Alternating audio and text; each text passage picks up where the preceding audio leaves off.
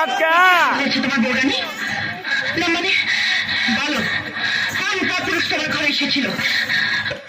পরপুরুষ? আমার ঘরে পরপুরুষ আসবে কেন? আসেনি। তোমার ডাক কেন? মামা